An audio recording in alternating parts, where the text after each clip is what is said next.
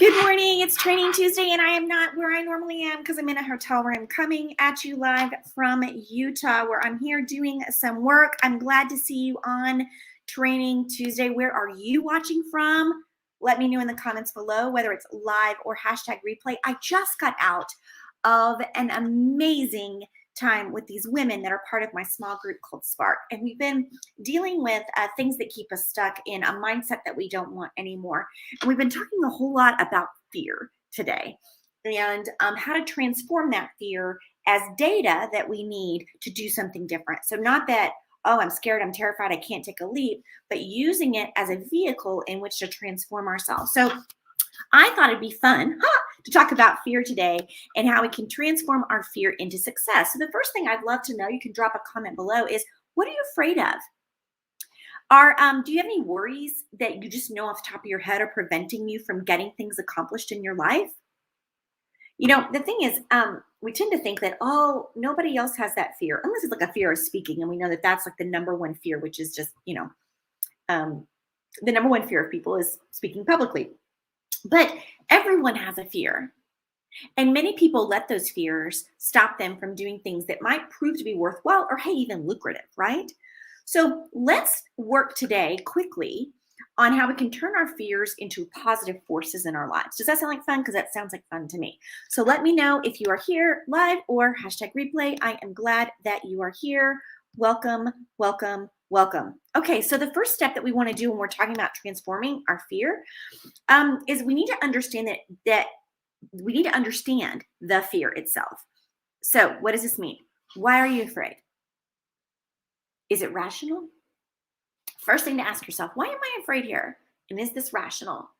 A fear of snakes can definitely be rational if you're out in the wilderness and you're doing something where snakes are, or you're in a jungle. But a fear of spoons isn't rational. A spoon is not going to hurt you. So you need to figure out if your fear is rational. And if it isn't, you want to begin to try to understand why you have an irrational emotional fear. So, and I will say, this is where therapy can really help. Any kind of help to seek you to understand it, or if you need to overcome it, like for example, a fear of heights. If you have to travel often and you have to take a plane, getting through a fear of heights would be an important aspect for your job and your life and what you want to do.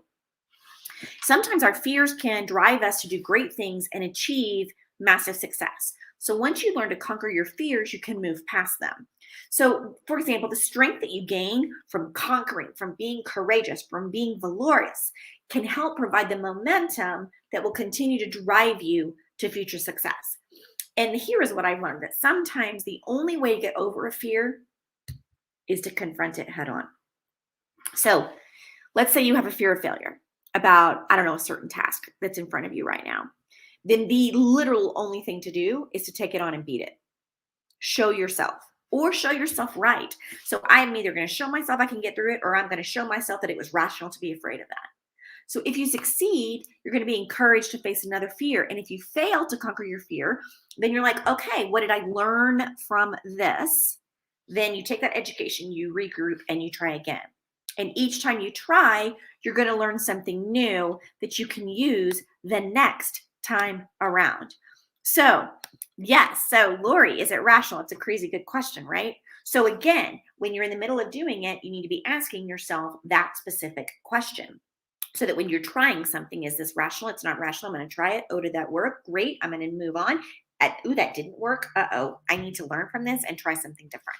So we're going to do that. Good comment. Thank you, Lori, for being here live. Okay, so now what is the next step that we want to do? Well, you can also, when you're doing fear work, sometimes you need to take your mind off of your fear, right? I know it's counterintuitive, but sometimes you just need to take a break from fear. So let me give you 3 quick good ways to help your mind off of your fear if you're feeling all that fear work happening. The first one is exercise. Okay, you hear me talk about physical activity a lot because it's such a good thing to do to help ourselves. Physical activity boosts your immune system. It strengthens the mind and the body. And when you exercise, your body releases endorphins that help promote a healthy mind and a healthy body.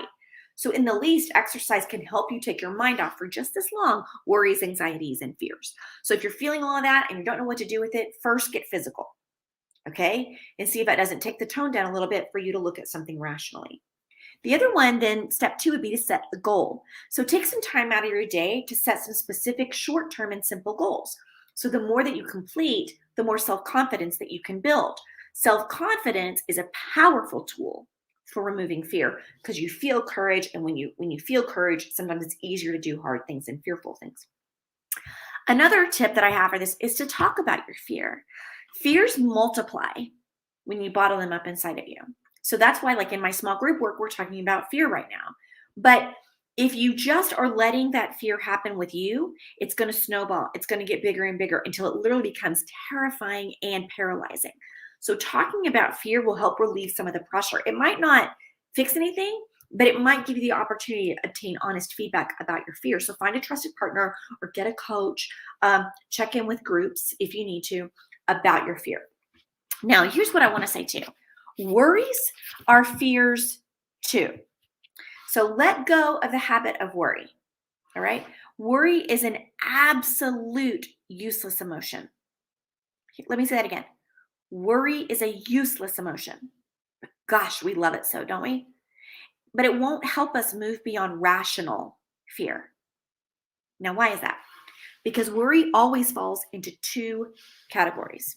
Are you ready? Do you know what those 2 categories are? It falls into 2 different categories. Category 1, things you can't control. If you have no control over the outcome of a situation, why worry about it? You can't change or control other people. What will happen is what will happen. Worrying won't make a difference at all in the situation. It's only going to add to your fears, and it's going to prevent you from taking care of the things that you can control, which is category number 2, things you can control. If you can control the situation that you're concerned about, then it's simple. Take action. Take action, a small, simple something. If you're doing everything that you can, then you no longer have any need of worry because you know you're trying to make the situation better, different, or transformative. Worry will only slow you down. It will only keep you stuck. And as we say here at Suzanne Castle Consulting, stuck is never the furthest that you can go. Worry will make you second guess yourself and could even lead to a self-fulfilling prophecy of failure. So, in the end, facing your fears head on will give you more self-confidence, provide valuable experience, and make you stronger. Now, come on. Is that not a reason to face a fear today? You don't have to be a slave to your fears. You can face your fears valiantly and triumphantly and with amazing sparkle and je ne sais quoi. So, I am Suzanne. This is your really quick Training Tuesday. Okay, Lori has a good, I found that sometimes the best small action is simply admitting the fear or struggle to another person. Yep. Getting out in the universe always helps because fear in isolation is a beast. Absolutely true, Lori. Absolutely true. So this was Training Tuesday. It was shorter than 10 minutes today, but I want you to think rationally about a fear today. Find one small action that you can take.